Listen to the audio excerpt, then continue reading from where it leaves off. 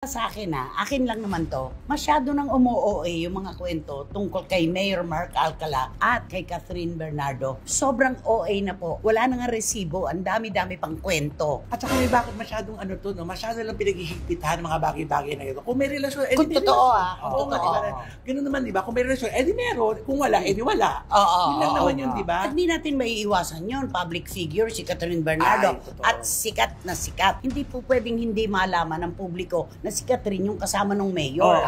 Diba? Maaaring siguro yung mayor hindi masyadong memorize na. Pero si Catherine. Gusto pag makita pa lang si Catherine, si Catherine yun na. Sino kaya ang kasama noon? Kahit mag-sombrero pa siya, mag-face mask pa siya, mag-salamin ng malaki. Catherine Bernardo is Catherine Bernardo. Correct. Ang iniisip natin, bakit ba sadya nilang ginagawang pribado ang kanilang mga galawan? Bakit po namin sinasabing OA nan talaga itong kwentong ito? Isipin nyo naman, ang kumakalat pong balita, lutang na lutang. Pag daw po napupunta sa isang restaurant at nagde-date, itong si Catherine at si Mayor, aba, pati daw yung mga cellphone ng mga naroon sa loob. Pribado siguro yun, kaibigan ng Mayor, no? Kinukumpis ka daw ang mga, mga cellphone. Ay, grabe naman yun. Totoo, nakakaloka. At meron pa raw non-disclosure agreement. Meron daw usapan na formal, walang sino mang maglalabas ng anumang picture o video ng kanilang pagkikita sa restaurant na yon. Ay, ganun. Tama. Ano mo, iniisip Hindi ko? OA? Sobrang OA. Sobrang OA naman Diba? yun. Oo. Pati ba naman yan, pagbabawal? At gwardyado. Oo nga, gwardyada. Ang iniisip ko, bakit gano'n na lang ba sila kapribado? Ano bang meron? Hindi, kasi yung mayor may mga gwardya. Siyempre. Pero hanggang doon naman sa pakikipag-date, meron ng gwardya sa pinto. Meron pa sa loob ng restaurant. May mga nagsasabi pa sa mga tao doon na, ano mang nakita nyo dito, dapat dito lang, hindi nyo dapat i-video. At walang maglalabas ng picture.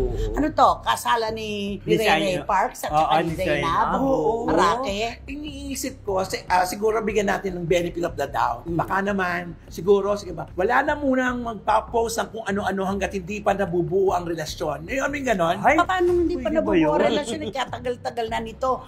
Bago pa nag-eleksyon andyan na kwento na nagpupunta pa nga raw si Catherine sa Lucena. Lumilipat daw doon sa sasakyan ng mayor. Eto lang po, dalawang bagay. Kung totoo po na meron silang relasyon, at ganito na talaga ang nangyayari na meron ng mga gwardya, kumpiskahan ng telepono, at saka may NDA na.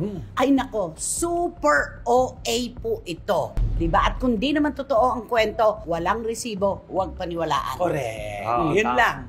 Kasi wala naman tayo na panay usap-usapan lang ito. Panay mga kwento-kwentuhan lang. Kahit di isa, wala man tayo nakita kahit ni Mayor na kasama si Catherine. Para kanino ba itong mga kwentong ito? Para ba kay Catherine ito? Para siya ay lagi na pag-uusapan? Kailangan ba niya to? O para kay Mayor Alcala? Para buhay na buhay ang kanyang karera bilang politiko? Para kanino ba to? Yun nga yung iniisip ko. Sabi ko, bakit tapos na yung eleksyon, di ba? Tapos na rin nanalo na. Tapos na rin yung mga project. Meron na siya ngayon, yung sa ABS-CBN. Bakit pa rin? Parang pinipilit pa rin iugnay ang dalawa. Talagang binibigyan ng intriga. Non-disclosure agreement. Ang OA. Ano to? Pangulo ng bansa? Ay, Diba? Na kailangan gwardyahan. At kung merong pinag-uusapan na pribado, hindi dapat ilabas nino man doon sa venue. Hindi tama ito. Magiging nega si Catherine dyan sa kwento na yan. At saka lalong lalayo ang loob ng mga tao pag mga ganyan. Tapos lalabas din ang katotohanan. Kasi nilalayo ang sarili nila, diba?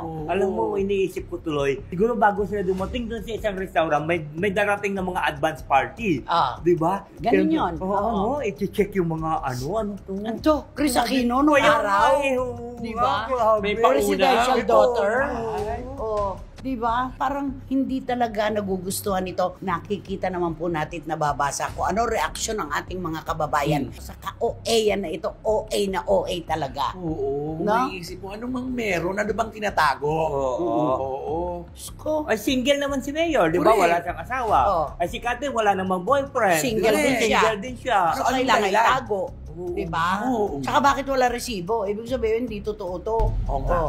Binibigyan lang talaga natin ng time. Ano ba siya, natatakot pa siya? Bakit patuloy na lumulutang yung mga kwento na ganyan? Oo. Yun nga, nakakapag-kaloka ito. O baka naman utos si Catherine yun na gano'n para, kasi di ba? Baka nasa puso yung pa rin si Daniel Padilla, di ba? Cover up? Oo, di ba? Alam mo naman si Catherine, siyempre, hindi mo alam mo wala naman si Catherine. Ano yung hindi namin alam tungkol kay Catherine? Kilala mo pala si Catherine Day? Kilala mo pala siya. 11 years, di ba? Ay, kilala niya ng 11 years. Hindi, 11 years yung pag-iibigan dalawa nila ni Daniel. Ano hindi namin alam tungkol kay Catherine? Hindi mamumubun, hindi siya makakamubun dun sa relationship nila dalawa ni Daniel. Ano nga yung hindi namin alam? Kilala nyo naman si Catherine. Dapat merong katuwang yun. Dapat ikakambal mo. Ano ba yung namin alam? Wasa pagka? Siyempre pagka-in love pa rin yung isang tao, hindi pa rin matanggal sa puso niya.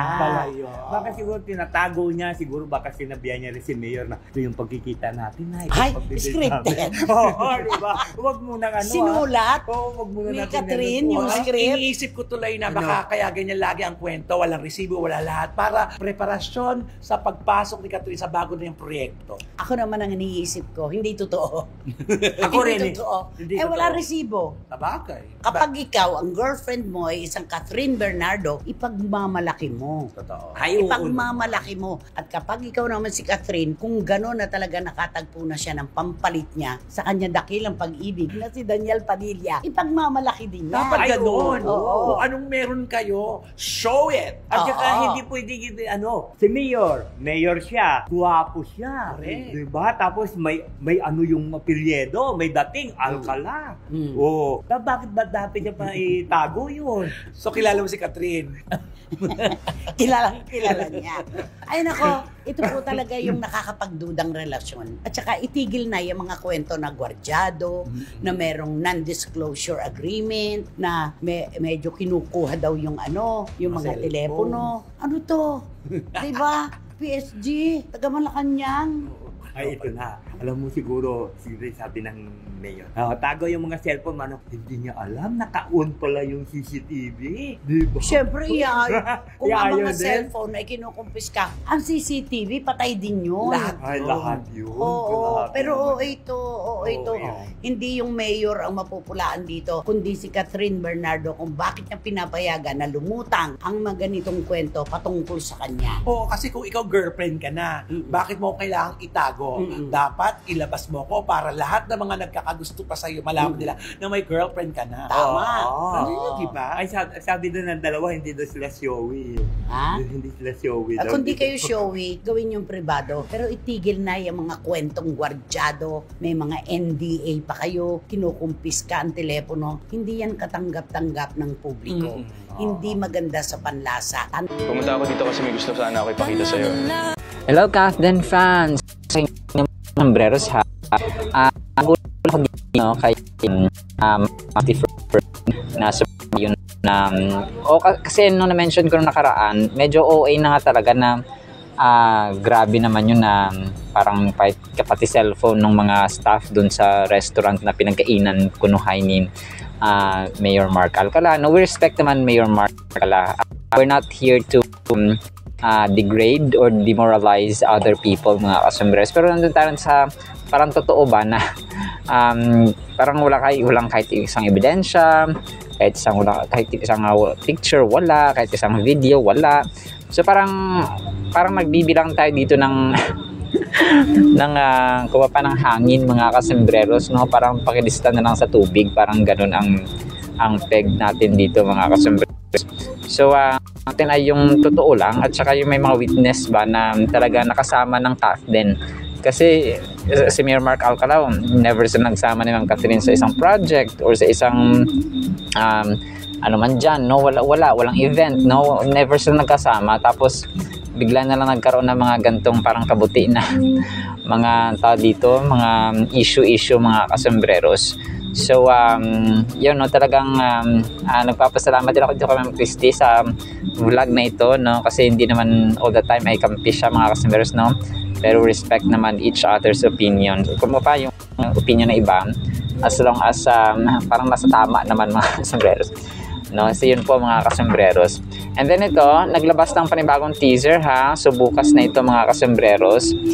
itong Stars on the Floor nga ng GMA ni Pops Alden. So naglabas sila ng another teaser kanina. So sabi ni Pops Alden ay 2 days to go. So 2 days to go kahapon or kagabi yata nila ito na upload na post. So kaya 2 days to go ang sabi ni Pops Alden. Pero bukas na ito mga kasembreros, no? Tingnan natin kung magla-live sila or mapa-pre-tape na lang yun mga kasembreros.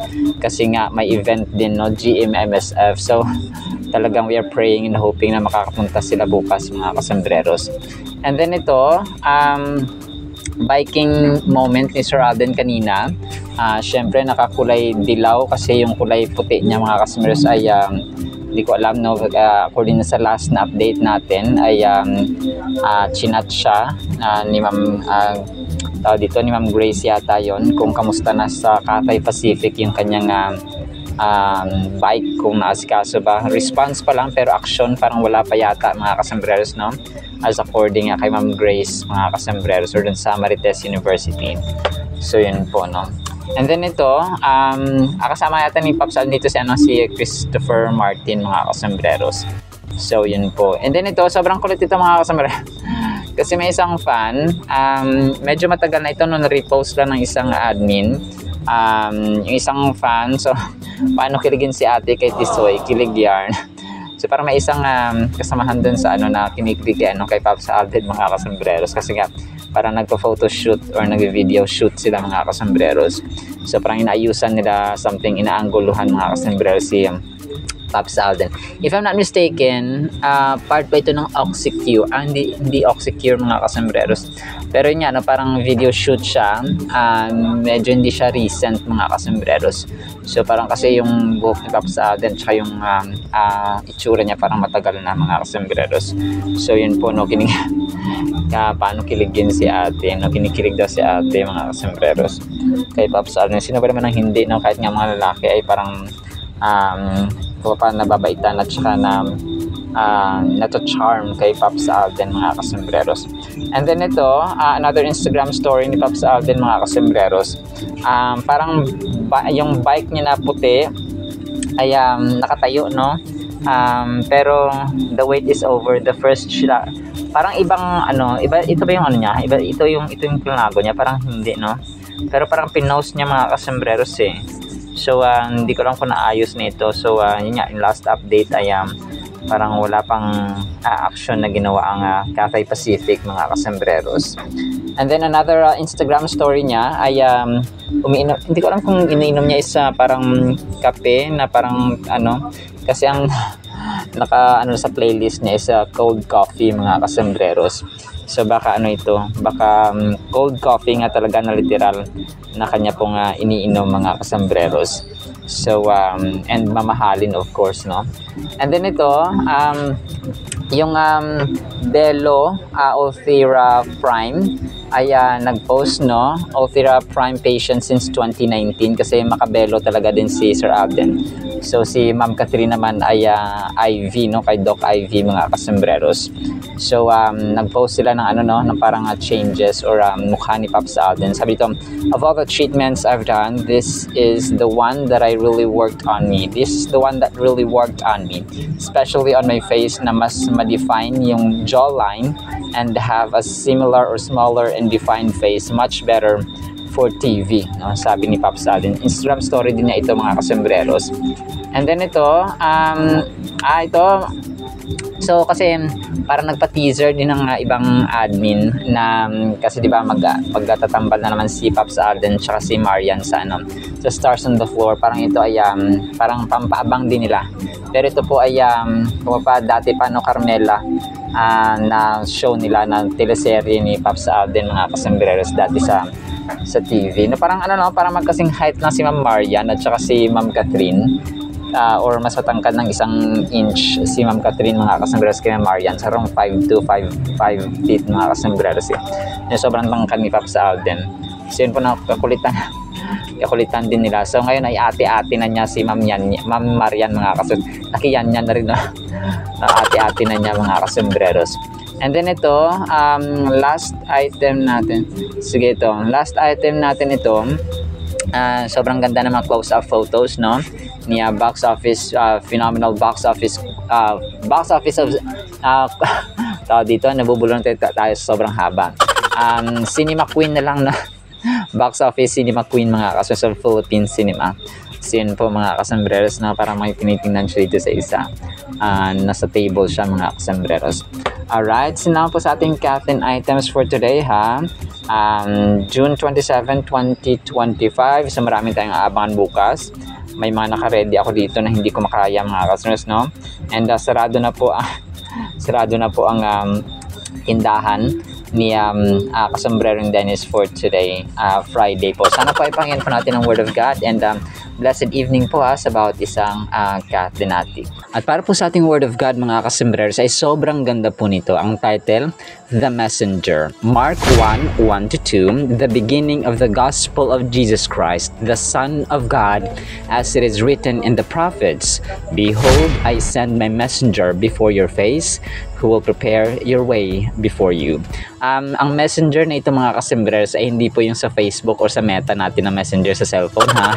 Ito po ay tao mga Kasombrerers, referring to John the Baptist na he prepared the way. He prepared Jesus Christ mga Kasombrerers to begin his ministry mga Kasombrerers. And napakaganda nito kasi kinonect ng Mark yung lahi ni Jesus Christ down to the prophets and then kay John the Baptist and then his ministry mga Kasombrerers. And ang Gospel of Mark ay nagpo-provide po ng crucial insights about the preparation of ministry of Jesus Christ mga Kasombrerers. At ang phrase dito na as it is written in the prophets directs us to the Old Testament prophecies which foreshadow the coming of John the Baptist. So sa context na ito ay nire-remind tayo ng plano ng Diyos mga Kasombrerers na alam na niya. Kumaga pa ang direktor siya mga Kasombrerers ng mundong ito at saka alam na niya ang kapalaran ng tao, alam na niya kung sino ang darating at ano ang mangyayari mga Kasombrerers because He is God, no? Alam niya mga Kasombrerers and He is all-knowing or an all-knowing God. Omniscient mga Kasombrerers na Diyos. So bago pa man dumating si Jesus Christ, nakaplano na yon. And alam niyo mga Kasombrerers, dito medyo na-touch talaga ako kasi yung istorya, di ba, nung pinako na si Jesus Christ, hindi natin nakita dito yung nangyayari sa heaven. And according sa Bible scholars, ay yung angels, yung laksa, sobrang dami mga Kasombrerers na anghel sa langit ay gusto sanang kumaga pa babain si Jesus Christ mga Kasombrerers para salbahin, no? Para sa kasi ipapako na siya sa krus, di ba? So gusto nilang i-save mga Kasombrerers ang kanilang master. And imagine Jesus Christ ay kung sa mundong ito para siyang commander-in-chief ng mga sundalo.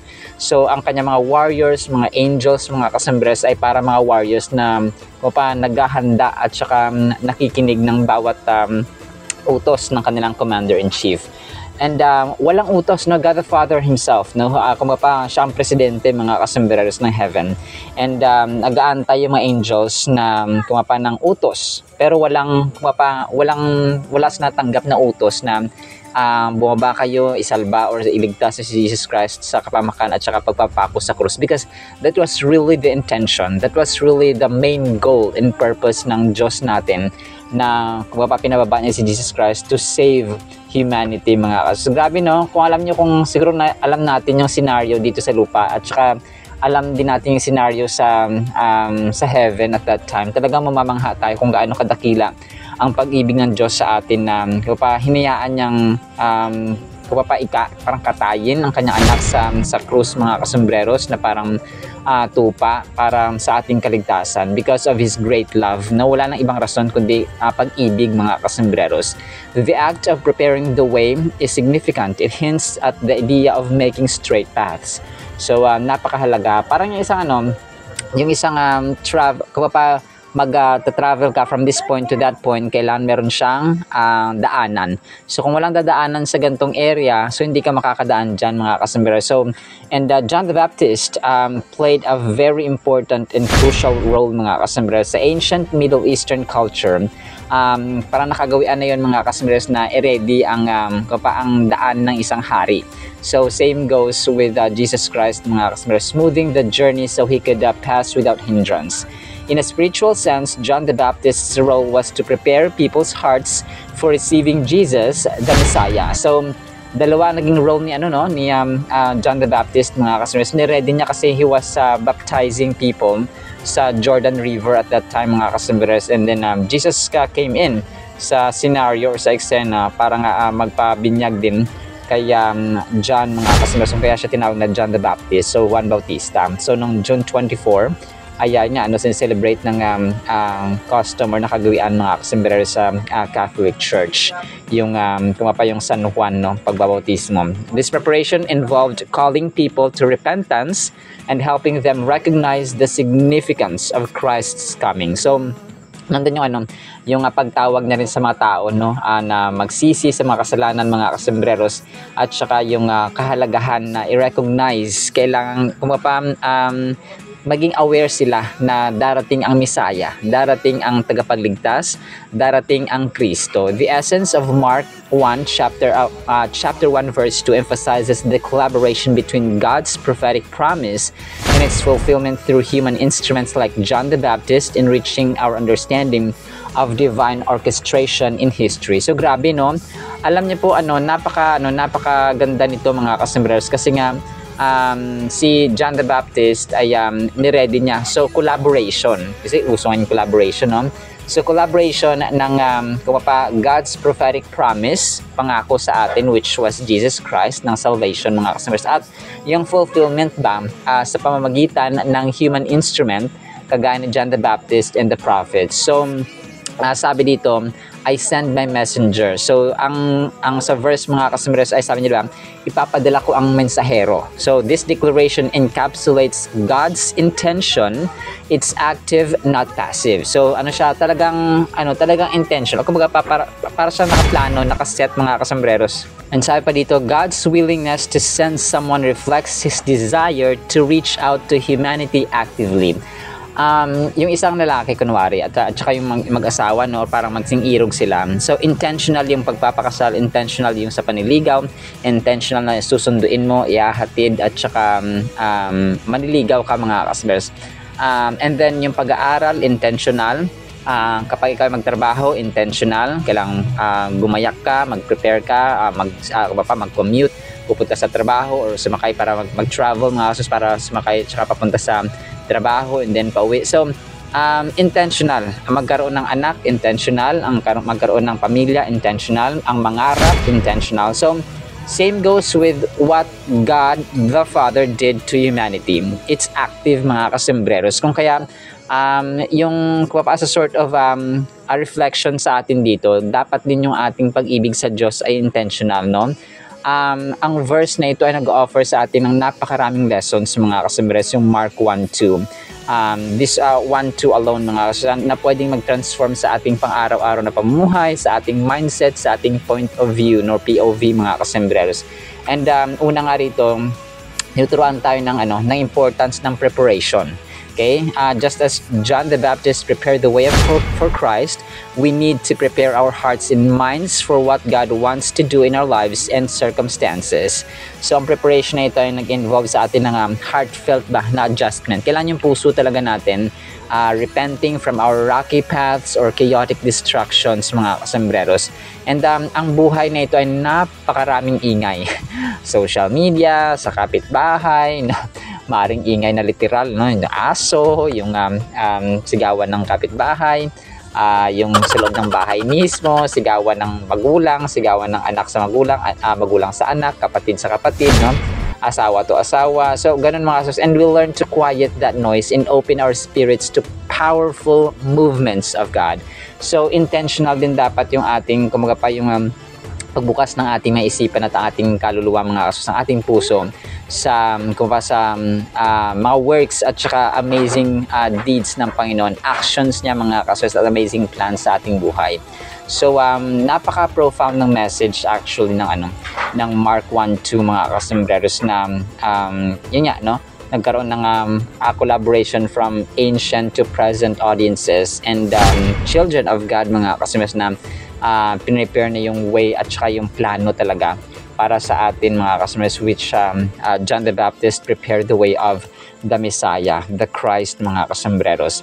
So yun, no, final thought natin ay napakaganda ng verse na ito, ay tumatawag sa atin ng action. Okay? Kailangan may gawin tayo mga kasus para mag-engage tayo, no? Maging intentional tayo na maging follower ni Christ, no? Who strive to create spaces that invite others into a profound relationship with Him. So, yung pag-share natin ng verse sa ating mga social media accounts, no? Sa ating tahanan, of course, sa ating pamilya, and kung hanggang ngayon na hindi mo pa binubuksan ng yung Biblia para mag-Bible or magpakain ng ating kaluluwa, no? It's the perfect time mga kasembreros para tayo po ay magkaroon talaga ng panahon. It's intentional. Imagine nyo, grabing pag-ibig ng Panginoon, no? Pwede namang hayaan niya ng humanity, hayaan mo na sila. Kasi tayo, Diyos naman tayo dito sa langit, sila kahit wala tayo, ang tao kapag wala ang Diyos ay useless, no? Patay, wala talagang silbi mga kasus. However, ang Diyos ay Diyos kahit walang tao mga kasembreros. But mas pinili ng Diyos na ipadala si Jesus Christ to save humanity. So imagine ninyo, more than 2,000 years ago, kung hindi niya pinadala si Jesus Christ, siguro wala na tayo ngayon dito. Wala nang generation natin sa ngayon mga kasus. And from that point ng 2,000 plus years ago mga kasus. Grabe, no? Yung pagdating ni Jesus Christ actually ay binasag at hinati ang kalendaryo from before Christ and then after Christ mga kasembreros. So BC and then Anno Domini. So grabe, no? Napakahalaga talaga ng pagdating ni Jesus Christ, and without Jesus Christ we are absolutely nothing mga kasembreros. Alright, so make time, no? Talagang maglalaan tayo ng panahon sa ating Panginoong Diyos na buhay at punong-puno ng pag-ibig. So yun lamang po in the meantime, nawa po ay pagpalaan po tayo ng pag-ibig, pananampalataya at pag-asa in the mighty, holy, sweet, magnificent, full of love, Jesus Christ Himself. And everyone said Amen and Amen. See you sa next segment mga kaswes, and paalam po. I love you.